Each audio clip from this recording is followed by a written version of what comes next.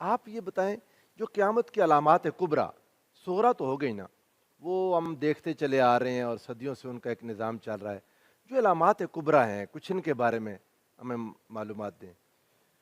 جی علامات کبریٰ کے حوالے سے میں آپ کو کچھ بیک گراؤنڈ بیان کروں گا کہ سامی ادیان کا کیا موقف ہے۔ ہاں دیکھیے دنیا میں 3 بڑے مذاہب ہیں جو سامی یا الہامی ہونے کا دعویٰ کرتے ہیں۔ ٹھیک ہے۔ اس میں بنی اسرائیل کا مذہب ہے، مسیحیت ہے اور اسلام ہے۔ ہاں ان تینوں مذاہب کے اندر قیامت کی جو بڑی بڑی نشانیاں ہیں جس کی طرف آپ اشارہ کر رہے ہیں، جی جی۔ تینوں کے اندر خاصی مشترکات ہیں۔ صحیح مسلم کی ایک حدیث ہے کہ نبی مہرباں آقا دو جہاں صلی اللہ علیہ وسلم نے فرمایا کہ آدم علیہ السلام سے لے کر قیامت تک دجال سے بڑا فتنہ کوئی نہیں، اور جتنے بھی انبیاء دعوت حق لے کر اس دنیا میں آئے ہیں سب نے اپنی امت کو فتنہ دجال سے ڈرایا ہے۔ تو قیامت کی بڑی نشانیوں میں سے ایک بڑی نشانی فتنہ دجال ہے، پھر یاجوج ماجوج کا خروج ہے، پھر دنیا کے اختتام سے پہلے بڑی بڑی جنگیں ہوں گی، اور دعوت الارض ہے، سورج کا مغرب سے نکلنا ہے۔ یہ وہ بڑی بڑی نشانیاں ہیں جو بیان کی گئی ہیں، اور حسن اتفاق یہ ہے کہ معمولی تبدیلیوں کے ساتھ دنیا کے تینوں بڑے مذاہب کے اندر ان نشانیوں کا تصور ملتا ہے۔ جناب عیسیٰ علیہ السلام سے ان کے شاگردوں نے یہ پوچھا کہ اے عیسیٰ بتا تیرے آنے اور دنیا کے آخر ہونے کا نشان کیا ہوگا، یعنی ان کی آمد ثانی کا تذکرہ ہو رہا جی ہے۔ جی۔ تو یسوع نے شاگردوں کو جواب دیا، خبردار گمراہ نہ ہونا، بہت سے آئیں گے اور کہیں گے کہ میں مسیح ہوں، ہاں لیکن وہ جھوٹے ہوں گے، اوئے ہوئے ہوئے۔ اور ان کی طاقت اتنی ہوگی کہ ممکن ہے کہ برگزیدوں کو گمراہ کر لیں۔ ہاں یعنی وہ لوگ جو علم و فضل میں بہت آگے ہوں گے وہ بھی فتنہ دجال کی لپیٹ میں آ جائیں گے۔ اوئے ہوئے۔ پھر جناب عیسیٰ علیہ السلام فرماتے ہیں کہ یعنی یہ بات تو ہمارے ہیں جو ایک حدیث پاک ہے نا، آقا نے فرمایا سیکون من امتی ثلاثون دجالون جی جی کذابون، جی جی میری امت میں 30 دجال ہوں گے، کذاب ہوں گے، جی جی جو نبوت کلہم یزعم انہ نبی جی۔ ولا نبی اچھا بعدی۔ جو میں آپ کو بات بتا رہا ہوں اس میں بھی اسی طرف اشارہ ہے، انہوں نے جی کہا جی۔ کہ بہت سے مسیح ہوں گے، اچھا یعنی وہ جھوٹے ہوں گے۔ یہ انجیل میں بھی ہے؟ انجیل میں بھی ہے، یعنی واہ۔ وہاں بھی یہ تذکرہ ہے کہ یہ مسیح ایک سے زیادہ ہوں گے اور سارے جھوٹے ہوں گے، ہاں اور ان کے اور آخر میں وہ بڑا مسیح آئے گا جسے بائبل میں مخالف مسیح اینٹی کرائسٹ کہا گیا ہے، جو دعوی الوہیت کر دے دعوی گا۔ الوہیت کرے گا، اسے بائبل میں اینٹی کرائسٹ کہا گیا ہے، اور جو بنی اسرائیل کا مقدس لٹریچر ہے وہاں اسے ارمیلس کے نام سے یاد کیا گیا ہے۔ ہاں تو یہ وہ بڑی نشانیاں ہیں جو قیامت کے قریب وقوع پذیر ہوں گی۔ اس میں سے ایک ہے الملحمۃ العظمیٰ، ہاں۔ جسے ہم الملحمۃ الکبریٰ بھی کہتے ہیں۔ جی جی۔ تو اسے بائبل کے اندر وار آف گاگ میگاگ یا آرماگیڈن بھی کہا گیا ہے۔ اچھا تو یہ تینوں مذاہب کے ہاں ان بڑی بڑی جنگوں کا تصور ہے جو پروفیسر صاحب ایک بات سمجھ نہیں آئی، مطلب آپ اٹامک دور ہے، جب مزید آگے زمانہ جائے گا تو یعنی وار کے جو وار ہیڈز ہیں بہت آگے بڑھ جائے گی، جی جی ٹیکنالوجی بڑھ جائے گی، لیکن کیا کوئی ایسا اتفاق ہو جائے گا کہ ایٹم کا استعمال نہیں کرنا، انسانیت کو تباہ نہیں کرنا، یا کیا ہوگا؟ یہ اس حوالے سے نا ایک بڑا مشہور مقولہ ہے جو جارج برنارڈ شاہ کا ہے۔ اچھا اس نے یہ کہا، مجھے یہ نہیں پتا کہ تیسری جنگ عظیم میں کون سے ہتھیار استعمال ہوں گے، ہاں لیکن میں یہ بات یقینی طور پہ جانتا ہوں کہ جو چوتھی جنگ عظیم ہوگی اس میں ڈنڈے اور سوٹے ہی رہ جائیں گے، اچھا کیونکہ تیسری جنگ عظیم میں انسان وہ سارے ہتھیار استعمال کر چکا ہوگا جس کی طرف آپ نے اشارہ کیا ہے۔ ہاں تو اس کے بعد جو بندے بچ جائیں گے وہ کر گے کیا؟ تو سوال یہ پیدا ہوتا ہے کہ یہ قیامت سے پہلے جتنے بھی واقعات وقوع پذیر بات ہوں گے، انٹرسٹنگ ہے۔ اس میں ایک تو تفصیل بڑی ملتی ہے، اور دوسری بات یہ ہے کہ سامی ادیان چونکہ ایک مشترکہ ماخذ سے تشکیل پاتے ہیں، ہاں تو مشترکہ ماخذ ہونے کی بنیاد پر ان کے اندر جو نشانیاں موجود ہیں وہ آپس میں خاصی مشترک ہیں، ہاں اور یہ کہا گیا ہے کہ جب قیامت وقوع پذیر ہونے والی ہوگی اس وقت جو ایک وقت گزرے گا اسے کہتے ہیں گریٹ ایولیوشن، ہاں کہ ہلاکت کا ایک پیریڈ ہوگا، اچھا اس میں یہ سارے واقعات وقوع پذیر ہوں گے، اور ان واقعات کی شدت اتنی زیادہ ہوگی کہ حدیث مبارکہ میں بھی ہے کہ بڑے بڑے گھبرا جائیں گے، اوئے ہوئے۔ اور بائبل میں ہے کہ اتنی شدت ہوگی کہ حاملہ اپنے بچوں کو جنم دینا بھول جائیں گی۔ یہ تو خود آپ کی اجازت سے آگے چلتا ہوں پروفیسر مفتی محمد اعظم اویسی صاحب کے پاس۔ یہ تو قرآن پاک نے بھی بات کہی جو سر کہتے ہیں بائبل میں، یا ایھا الناس اتقوا ربکم ان زلزلۃ الساعۃ لشیء عظیم یوم ترونها تذهل كل مرضعة عما ارضعت وتضع كل ذات حمل حملها وترى الناس سکارى وما هم بسکارى ولكن عذاب اللہ شدید۔ یعنی یہ جو سامی ادیان کی یہ بات کہہ رہے ہیں، اسلام نے بھی اس طرف اشارہ کیا کہ وہ ایک سور تو بالکل اینڈ ہے نا، اس سے آگے جا کے ایک کام ہوگا، لیکن اس سے پہلے یہ زلزلے آئیں گے، اور یہ ایک ساتھ کا زلزلہ قرآن اس کا ذکر کرتا ہے۔ آپ اس کے بارے میں بولیے۔ جی قبلہ پروفیسر صاحب، دیکھیں قیامت کی نشانیوں میں سے جو نشانیاں بیان کی گئی حضور رحمت کائنات صلی اللہ علیہ وسلم نے، ان میں سے ایک زلزلے کے حوالے سے بیان کی گئی کہ پہاڑ جو ہوں گے اس کائنات عالم کے، جس کو سورہ زلزال کے اندر بھی بیان کیا گیا کہ پہاڑ اون کی طرح اڑ رہے ہوں گے، اور حتیٰ کہ زمین کو مضبوط کرنے کے لیے اللہ نے پہاڑ بنائے تھے، آج وہ بھی اپنا جسم برقرار رکھنے میں ناکام ثابت ہوں گے، وَتَكُونُ الْجِبَالُ كَالْعِهْنِ الْمَنْفُوشِ، منفوش، اور وہ اپنا وزن اور جسامت برقرار رکھنے میں ناکام ثابت ہوں گے، اور وہ روئی کے پہاڑوں کی طرح اڑ رہے ہوں گے۔ اور اس انداز میں شام کے علاقہ جات میں زلزلے ہوں گے، اور زلزلے کے ساتھ ساتھ پھر سورج جو ہے وہ مغرب کی جانب سے طلوع ہوگا، اور جب سورج مغرب کی جانب سے طلوع ہوگا پھر توبہ کا دروازہ بھی اس وقت جو ہے وہ بند کر دیا جائے گا۔ روایت میں آتا ہے کہ 40 سال پہلے یہ قیامت کی نشانیوں میں سے ہے کہ توبہ کا دروازہ جو ہے وہ بند کر دیا جائے گا۔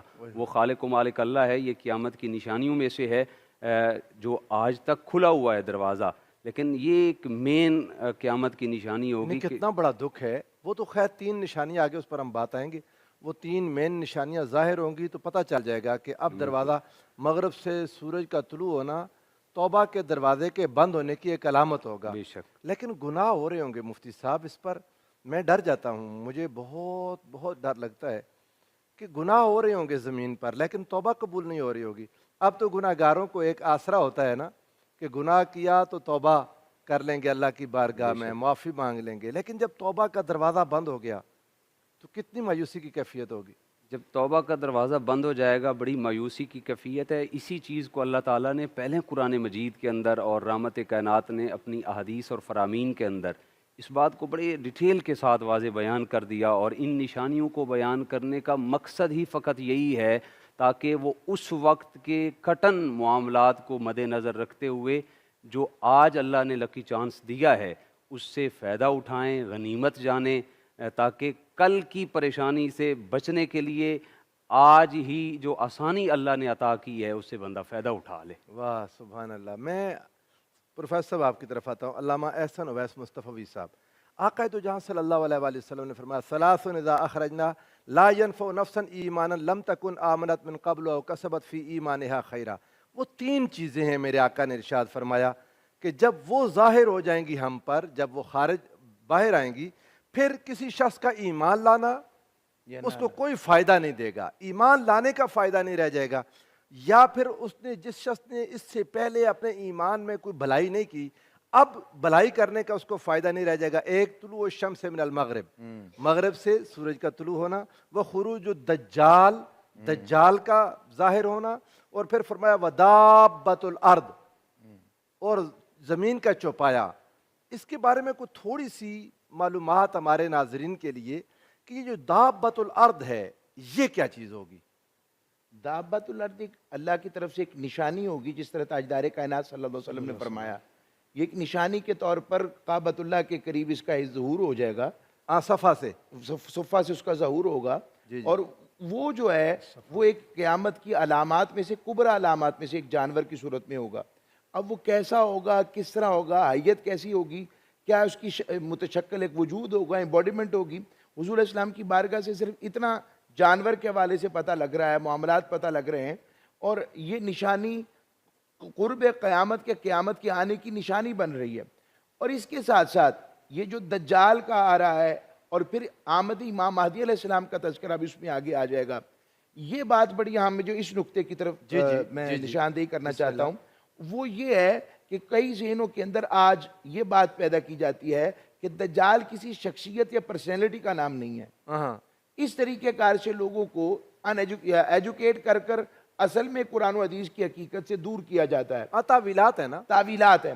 لیکن اس تعویلات کو جب ہم قرآن و حدیث کی روشنی میں اور فرامین نبوی کی روشنی میں دیکھتے ہیں تو پتہ لگتا ہے باقاعدہ وہ ایک پرسنالٹی ہے، ایک شخصیت ہے. بالکل. اور اس کا چہرہ، اس کا طریقہ کار، عبدالعزیٰ نامی شخص کے ساتھ اس کو تمثیل دے کر بیان کیا گیا کہ یہ ایسا ہوگا.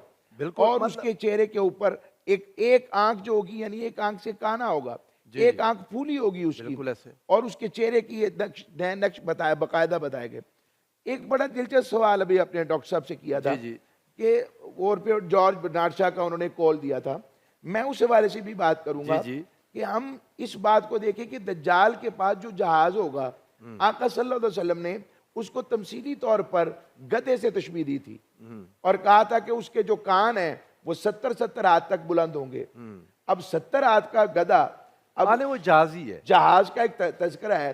اب وہ جو تذکرہ جہاز کا آتا ہے کہ وہ 2 سے 3 دن کے اندر پوری دنیا کا سفر کر لے گا، اس کا مطلب ٹیکنالوجی بڑے عروج پر ہوگی. اب اس کا کیا طریقہ کار ہوگا، وہ آواز سے یا روشنی سے کتنے رفتار پہ تیز ہوگی، یہ ایک علیحدہ ٹاپک ہے. مثلا لیکن میں نے اس میں اندازہ کر لیا کہ انسانیت ایک بات پر تو آ جائے گی کہ ایک دوسرے کو برباد نہیں کرنا، یعنی اس طرح کا جیسے کوئی ایٹامک بام چلا دیں، دنیا کو ہی برباد کر دیں. یہ کوئی اتنی ٹیکنالوجی کی ترقی کے باوجود ایک اتفاق ہو چکا ہوگا کہ یہ استعمال نہیں کرنا. یہ پاسبلٹی ہے کہ کنسنسس کریٹ ہو چکا ہو کہ ایٹم بم یا ایسی ایٹامک انرجی کو استعمال نہ کیا جائے. پاسبلٹی ہے. ابھی ہم اس کے اوپر کوئی حتمی رعایت کا اظہار نہیں کر سکتے، ایک ہم ایزیوم کر سکتے ہیں فیوچر کے حوالے سے، یا اس کو روکنے کی کوئی ٹیکنالوجی نکل آئے گی. جی ہاں، بالکل اس کو روکنے کی ٹیکنالوجیز اس طرح بڑھ گئی ہوں. اور پھر اسی طرح امام مہدی علیہ السلام کے حوالے سے بھی بات کر دوں گا. آپ بھی شخصیت کا نام ہے، بالکل ایسے آپ کے ابو جی کا نام، یہ اہل سنت میں اہل تشیع میں اختلاف ہے، لیکن آپ کی شخصیت کے اوپر کنسنسس ہے. ایک بات تو کہہ سکتے ہیں نا، ہم ایک بات کہہ سکتے ہیں کہ اگر ایک مکتب فکر جو کہہ رہا ہے کہ وہ حالت غیبت میں ہے تو اس میں بھی کوئی مشکل نہیں ہے. ٹھیک ہے. 309 سال تک اصحاب کہف وہ سوئرے اس حالت میں ظاہر ہو گئے. امام مہدی علیہ السلام بھی اگر ایسے ہی آ جائیں اور واقعی اگر یہ حیران کن چیز کے طور پر رسول اللہ کی امت میں کرامت یا معجزے کے طور پر، آقا علیہ السلام کے معجزے کے طور پر یہ ہو جائے تو کوئی مشکل نہیں ہے. اور جو دوسرا طبقہ فکر کہتا ہے کہ ان کی ولادت ہوگی تو پھر وہ ایک معجزاتی شکل نہیں رہے گی، لیکن ایک آپ یوں کہہ لیں کہ ایک صدی کے مجدد کے طور پر آئیں گے اور جہاد کریں گے. جی ہاں، اور وہ مجدد اعظم ہوں گے سب سے، اور پھر غوثیت کے مقام پر فائز ہوں گے. لیکن ان کی شخصیت کا ہی کوئی انکار کر دے، یہ احادیث کا انکار، یہ غلط ہے. لیکن شخصیت کے اوپر کنسنسس تو ہے نا ہمارا، اس کے اوپر موجود ہے کہ باقاعدہ شخصیت ہے امام مہدی علیہ السلام کی. اور امام مہدی علیہ السلام کا باقاعدہ حلیہ پھر حضور کی بارگاہ سے عطا ہوتا ہے. آپ کے پاس تاجدار کائنات صلی اللہ علیہ وسلم کی تلوار مبارک بھی ہوگی اور کملی مبارک کا بھی بطور تبرک ہے. اور اسے یہ بھی پتہ لگا کہ آقا علیہ السلام کے تبرکات کے ساتھ نسبت رکھنا یہ تب بھی اسی عقیدے کے مطابق اور درست ہوگا. یہ بھی ایک بات اس کے اندر آ جائے گی. اور پھر امام مہدی علیہ السلام اندر بیٹھ کر صرف ذکر خفی اور ذکر جاری نہیں کریں گے، باقاعدہ طور پر خارجہ پالیسی، ڈیفنس پالیسی اور اس کے مطابق یہ سارا کام کرے گا.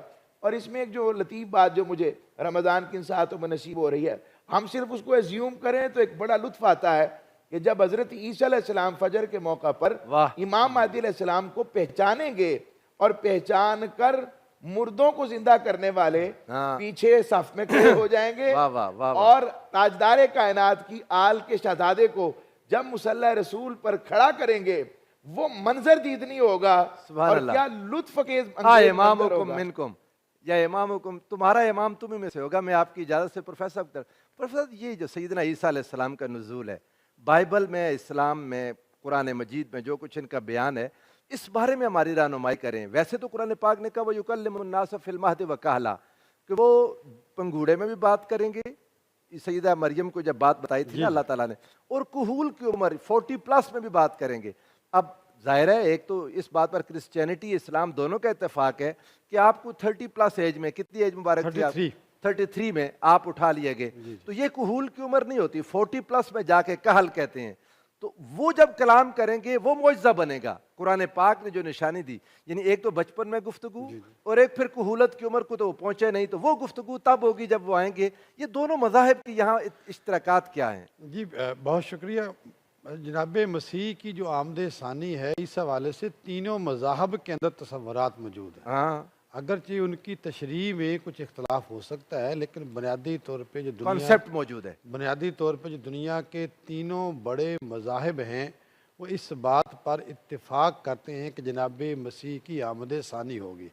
اس میں مسیحیت اور اسلام کا نقطہ نظر تو آپس میں ملتا جلتا ہے, جبکہ جو تیسرا اسکول آف تھاٹ ہے جو بنی اسرائیل والے ہیں, ان کا نقطہ نظر ہم ہے تو یہی, لیکن اس کی تشریح بالکل الٹ ہے. اچھا, وہ یوں ہے کہ جب جناب مسیح علیہ السلام کی آمد ہوئی تو بنی اسرائیل نے ان کو بطور مسیح قبول نہیں کیا تھا, ہاں, اور ان کا خیال یہ تھا کہ یہ وہ مسیح نہیں ہے جس کا دعویٰ یا وعدہ اللہ نے اہل بنی اسرائیل سے کیا ہے. چنانچہ جب حضرت مسیح علیہ السلام یروشلم تشریف لائے تو اہل بنی اسرائیل نے آپ کو نبی ماننے سے انکار کیا اور یہ کہا کہ یہ وہ مسیح نہیں ہے جس کی آمد کے ہم منتظر ہیں. چنانچہ ہمارے ہاں جو مسیح کی آمد ہے وہ دوسری ہے, مسیحیوں کے ہاں بھی دوسری ہے, لیکن جو بنی اسرائیل والے ان کے ہاں بھی تک پہلے مسیح کی آمد ہونی ہے. اچھا, اس لیے جب کہا جاتا ہے نا کہ دجال کا تعلق ایک خاص اسکول آف تھاٹ سے ہوگا, اس کی ریزن یہ ہے کہ وہ جو اسکول آف تھاٹ ہے جسے ہم بنی اسرائیل کہہ دیتے ہیں, ان کے ہاں ابھی تک پہلے مسیح کی آمد کا انتظار جاری ہے. اچھا, چنانچہ جب دجال آ کر یہ کہے گا کہ میں مسیح ہوں تو وہ اسکول آف تھاٹ اس کو اپنے مسیح کے طور پہ قبول کرے گا, اسی لیے وہ اس کے ساتھ ہوں گے. واہ, جب یہ بات ہے. جی اسی لیے وہ اس مسیح کے ساتھ ہوں گے کہ کیونکہ ان کے نزدیک مسیح کی آمد ابھی ہونی ہے.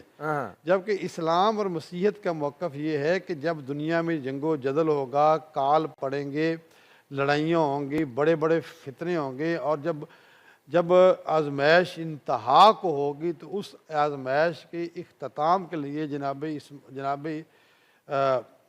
علیہ السلام جو ہیں وہ واپس تشریف لائیں گے. ہمارا لٹریچر یہ کہتا ہے کہ وہ دمشق کی مسجد کے مینار پہ نازل ہوں گے, اور وہ یہ کہتے ہیں کہ وہ بادلوں کی اوڑ میں فضا سے زمین پہ نازل ہوں گے. بس وہ ممکن ہے زمین کی وہی جگہ ہو. جی وہی, لیکن ہاں تاریخی اعتبار سے وہ قائل اسی جگہ کے ہیں کہ جناب مسیح کی جو ظہور ہے دوسرا وہ ہوگا فلسطین اس کے قرب و جوار کے علاقوں میں, اور پھر جناب مسیح علیہ السلام کی زیر قیادت ہی دجال کا خاتمہ ہوگا.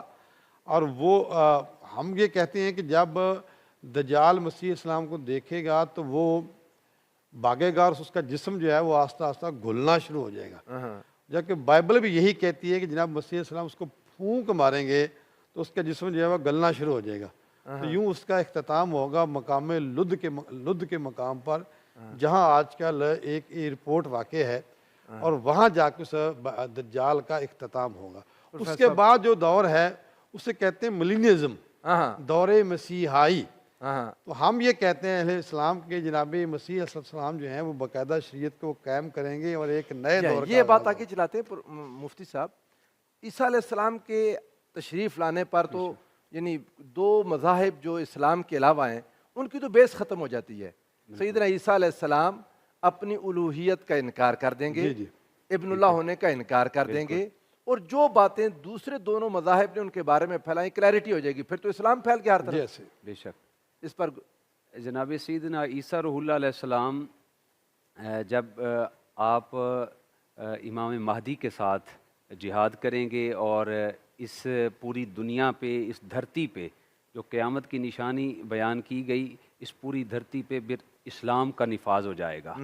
جناب عیسیٰ روح اللہ علیہ السلام جناب امام مہدی کے ساتھ مل کر اسلام کو پروان چڑھائیں گے, اور اسلام جب پروان چڑھے گا تو پھر جناب سیدنا عیسیٰ روح اللہ علیہ السلام حضور رحمت کائنات صلی اللہ علیہ وسلم کے روضہ پاک کی زیارت کے لیے آپ مدینہ طیبہ تشریف لے جائیں گے.